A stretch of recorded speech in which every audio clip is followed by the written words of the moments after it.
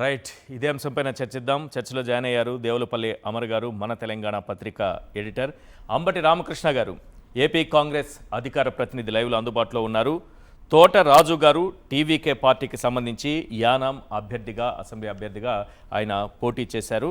ఇక కృష్ణారావు గారు ద్రవిడ దేశం పార్టీ అధ్యక్షులు, వారు కూడా మనకు లైవ్లో జాయిన్ అవుతున్నారు. ముందుగా అమర్ గారితో మాట్లాడదాం. సార్, అమర్ గారు, ఎన్నికల్లో పోటీ చేయడం, గెలవడం, అందులో కొత్తగా పార్టీ స్థాపించి అందులో 108 స్థానాలు అంటే సింగిల్ లార్జెస్ట్ పార్టీగా అవతరించడం, ఇదంతా ఒక ఎత్తు. సీఎం సీటుకు చేరువ కావటం మరో ఎత్తు అన్నట్లుగా 4-5 రోజులుగా జరుగుతున్న పరిణామాలు నిజంగా విజయ్కి రాజకీయ పాఠాలు, కొత్త పాఠాలు నేర్పించాయనుకోవచ్చా? కొత్త పాఠాలు ఇంకా చాలా నేర్చుకోవాల్సింది. ఇప్పుడు నేర్చుకుంటుంది ఇలే. ఈ 5 రోజులు, 4వ తేదీన ఫలితాలు వస్తే 8వ తేదీ సాయంత్రం వరకు కూడా ఆయన ముఖ్యమంత్రిగా ప్రమాణ స్వీకారం చేయకుండా ఉండడానికి జరిగిన పరిణామాలన్నీ, ఎవరెవరు బాధ్యులు, ఎందుకు జరిగినాయి, వీటన్నిటి దృష్ట్యా ఆయన ఈ 5 రోజుల్లో నేర్చుకుంది ఏబిసిడీలే.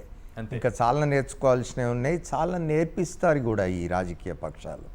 ఎందుకంటే ఇప్పుడు నిజానికి 4వ తేదీన ఫలితం రాగానే సింగిల్ లార్జెస్ట్ పార్టీగా ఆయనను మన ప్రభుత్వం ఏర్పాటు చేయమని చెప్పి గవర్నర్ ఆహ్వానించలేదు గవర్నర్.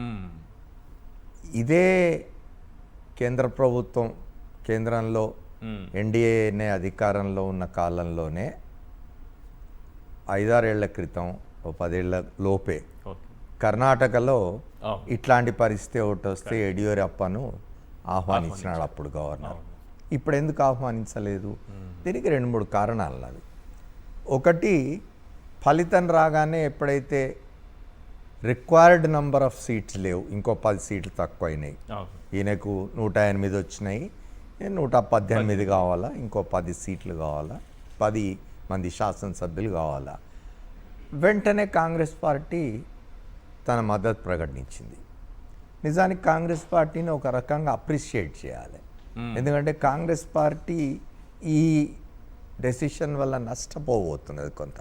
మీరు వాళ్ళ ఇప్పుడు హెడ్లైన్స్లో చదివినారు, డిఎంకే ఇండియా కూటమిలోంచి బయటికి వెళ్ళిపోయింది. అయితే డిఎంకే బలం ఎంత, రేపు ఇది ఇంకా ఎంత బలంగా ఉంటుంది, విజయ్ ముఖ్యమంత్రి అయిన తర్వాత తన అధికారంలోకి వచ్చిన తర్వాత ప్రభుత్వం నడిపే క్రమంలో ఈ ద్రవిడ పార్టీని ఎంత బలహీనపరుస్తాడు ఏమిటి అనే దాని మీద భవిష్యత్తు ఆధారపడి ఉంటుంది. ఇండి కూటమిలోంచి డిఎంకే వెళ్ళిపోయినంత మాత్రాన ఆ గ్యాప్ను పూరించడమే కాకుండా మరింత బలమైన శక్తిగా ఇండి కూటమికి విజయ్ పెట్టిన కొత్త పార్టీ ఏమన్నా ఉపయోగపడుతుందా? ఇవన్నీ కూడా మనం ఇప్సన్ బట్స్ ఇప్పుడు మాట్లాడుకోవడం హైపోథెటికల్. ఇవన్నీ టీఎంసీ కానీ డిఎంకే కానీ బలమైన పార్టీలుగా రెండు ఉన్నాయి.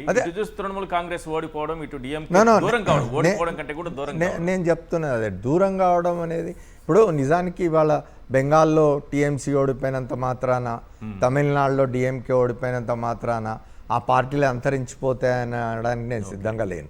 అది కరెక్ట్ కాదు. ఇప్పుడు ఎన్నికలు అన్న తర్వాత ప్రజాస్వామ్యంలో ఎన్నికలు జరుగుతున్నప్పుడు ఒకసారి గెలుస్తారు, ఒకసారి ఓడిపోతారు. ఇవాళ ఈ దేశంలో మాకు తిరుగులేదు అని చెప్తున్న భారతీయ జనతా పార్టీ 1984లో దేశం మొత్తంలో 2 సీట్లు గెలిచింది. కాబట్టి అట్లా ఎప్పుడు అనుకోవద్దు. ఒక ఎన్నికల్లో ఒక రాజకీయ పార్టీ ఓడిపోయినంత మాత్రాన ఆ పార్టీని పూర్తిగా రాజకీయ చిత్రపటంలోంచి తొలగించేయచ్చు అని చెప్పడం కరెక్ట్ కాదు. కానీ నేను అందుకే అంటున్నాను, వచ్చే కాలంలో తను ఇవాళ ముఖ్యమంత్రి అవుతాడనేది ఇదైపోయింది, బలపడిపోయింది. విజయ్ రేపు ముఖ్యమంత్రి అవుతాడు. అయిన తర్వాత తన పరిపాలన సాగించే క్రమంలో అతని పార్టీ ఎట్లా ఉంటుంది, అది ఎంత బలపడుతుంది, అది బలపడకుండా బలహీనపడే విధంగా ఆ ప్రభుత్వం నిలబడకుండా ఉండడానికి ఎన్నెన్ని కుట్రలు జరుగుతాయి. ఇప్పటికీ 4 రోజుల్లోనే జరిగినాయి. ఇవాళ సాయంత్రమే సిపిఎం జాతీయ కార్యదర్శి బేబీ ఓపెన్గా చెప్పినారు, ఆయన డిఎంకే పార్టీ ఒక ప్రతిపాదనతో వచ్చింది మా దగ్గరికి, ఏఐడిఎంకేకు మనం అవుట్ సైడ్ సపోర్ట్ చేద్దాం ప్రభుత్వం ఏర్పాటు చేయడానికని వచ్చింది. మేము ససేమిరా అన్నాం. ఎందుకంటే ఏఐడిఎంకే ఇప్పుడు బీజేపీ నాయకత్వంలోని ఎన్డీఏ కూటమిలో ఉన్నది. బీజేపీ నాయకత్వంలో ఉన్న ఏ కూటమిలోని పార్టీకైనా మేము ఎట్లా సపోర్ట్ చేస్తాం కాబట్టి అది కుదరని పని అని చెప్పినాము. సింగిల్ లార్జెస్ట్ పార్టీగా మేము విజయ్కి సపోర్ట్ చేయడానికి, టీవీకేకి సపోర్ట్ చేయడానికి నిర్ణయించుకున్నామని ఓపెన్గా నిన్నటి దాకా ఇది ఇట్లా అవుతున్నదట, ద్రవిడ పరిపాలనను స్థిరం చేసుకోవడం కోసం, కాపాడుకోవడం కోసం ఏఐడిఎంకే డిఎంకే కలిసి ఏదో ప్లాన్ చేస్తున్నాయట, పథకం వేస్తున్నాయట అన్న ప్రచారం జరిగింది. కానీ స్పష్టమైనది వాళ్ళ బేబీ చెప్పినారు ఓపెన్ గా. ఆయన జాతీయ ఛానల్ మాట్లాడుతూ చెప్పినారు ఆయన. అవును, డిఎంకే కానీ ఏఐడిఎంకే కానీ దశాబ్దాలుగా వైరంతో వీళ్ళు ప్రజల్ని కూడా 2 వర్గాలుగా విడగొట్టేశారు. వీళ్ళకి ఓటేసే వాళ్ళు వాళ్ళ వైపు అసలు చూడను కూడా చూడరు. అంటే ఏ రకంగా వైరం ఉంటుందో చూసాం. మనకు జయలలిత, కరుణానిధిని ఇద్దరిని చూసాం అసెంబ్లీలో.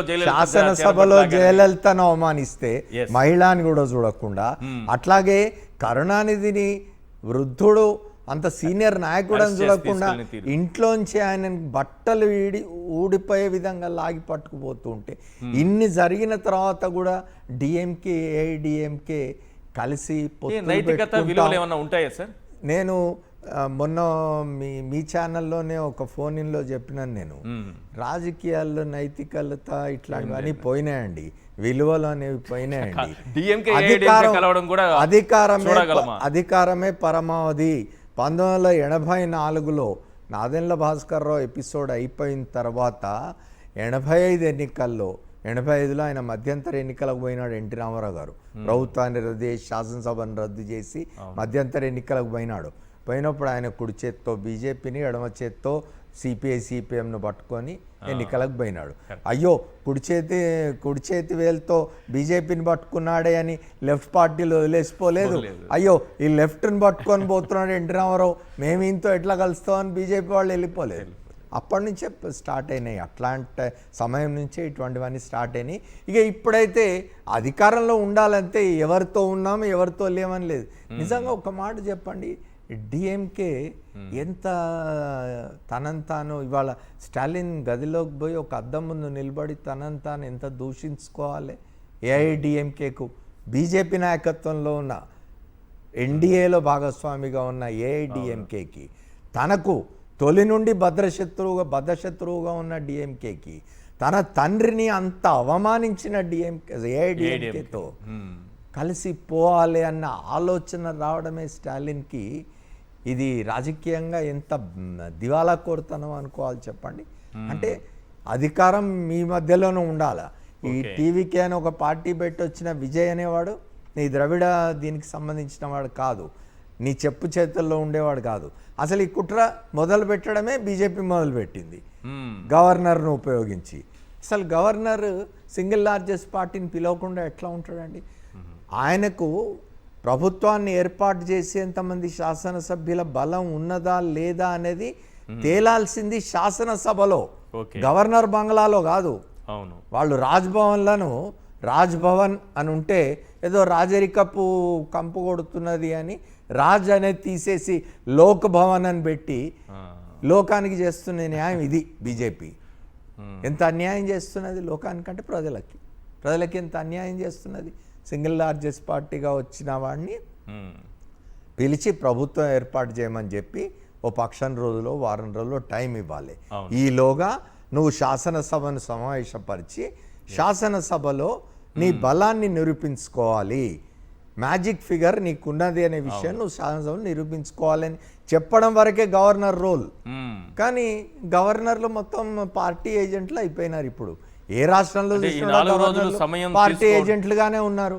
ఈ 4 రోజులు సమయం తీసుకోవడం వెనక ఇంకో వ్యూహం కూడా ఉందనుకోవచ్చు సార్. డిఎంకే ఏడీఎంకే ఇంతకు ముందు డెఫినెట్ గా అదొకటే కాదు,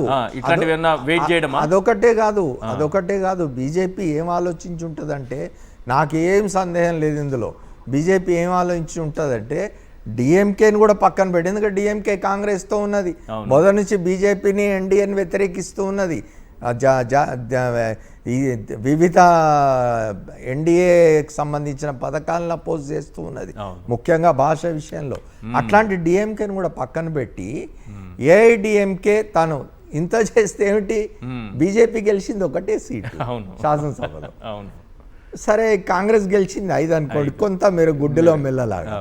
ఇప్పుడు ఆ ఒక్క సీటు గెలిచిన బీజేపీ ఏడీఎంకేని పెట్టుకొని ముందట 4 రోజులు లేట్ చేస్తే ఇంకొంచెం కొద్ది రోజులు లేట్ చేస్తే విజయ్ పార్టీ కొత్తగా ఏర్పడిన పార్టీ అది టీవీకే.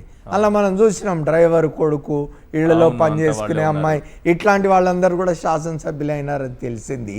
కాబట్టి ఈ 107 మంది అంటే 108లో ఒక స్థానం విజయ్ 2 చోట్ల నుంచి పోటీ చేశాడు కాబట్టి వదులుకుంటున్నాడు. 107 మంది. ఈ 107 మందిలో వీలైనంత మందిని లాక్కొని ఏఐడిఎంకే బీజేపీ ప్రభుత్వం ఏర్పాటు చేసి చూసావా, తమిళనాడు కూడా మా చేతికి వచ్చేసింది, బెంగాల్తో పాటు అస్సాము, పుదుచ్చేరి, బెంగాల్, తమిళనాడు, ఒక కేరళ ఒక్కటే కదా పోయింది అని చెప్పుకోవాలనే దురాశ బీజేపీకి ఉండింది. ఖచ్చితంగా అది మనసులో పెట్టుకొనే వాళ్ళు ఈ జాప్యం అనేది చేసినారు. కానీ విజయ్తో గెలిచిన వాళ్ళు ఎవ్వరూ కొంచెం కూడా అటు ఇటు జరగలేదు, ఆయనతోటే ఉన్నారు. ఇవాళ నిజానికి శుభ పరిణామం. కమ్యూనిస్టులు వాళ్ళకి 4 సీట్లు ఉన్నాయి, సిపిఐకి సిపిఎంకి 2 ఇంకో పార్టీ 2 సీట్లు, ఆర్ఓబిఎస్కేనో అదో. తర్వాత కాంగ్రెస్ పార్టీ నిజంగా కూడా అభినందించాలి. వాళ్ళ జాతీయ స్థాయిలో కొంత ఇబ్బంది ఏర్పడింది. ఇప్పుడు ఇండి కూటమిలోంచి ఆల్రెడీ మమతా బెనర్జీ ఇండి కూటమితో లేరు. ఇప్పుడు ఉన్న ఒక బలమైన పార్టీ అనుకుంటున్న డిఎంకే కూడా వెళ్ళిపోవడం అనేది కొంత కాంగ్రెస్కు ఇబ్బందికరమైన పరిస్థితి. అయినా ముందు పరిణామాలు ఎట్లుంటాయో చూడాలి. అంటే డిఎంకే ఇంకే ఎంత బలంగా ముందుకు పోతుంది, ఏఐడిఎంకే పరిస్థితి ఏమిటి. ఏఐడిఎంకే నిజానికి ఫేస్లెస్ పార్టీ. ఇవాళ జయలలిత చనిపోయిన తర్వాత ఏఐడిఎంకేకి పెద్దగా ఇది లేదు. బీజేపీ మళ్ళీ దాన్ని ఏదో వెనుక నుంచి బద్దలు కట్టి నిలబెట్టే ప్రయత్నం చేస్తున్నది. చూడాలి.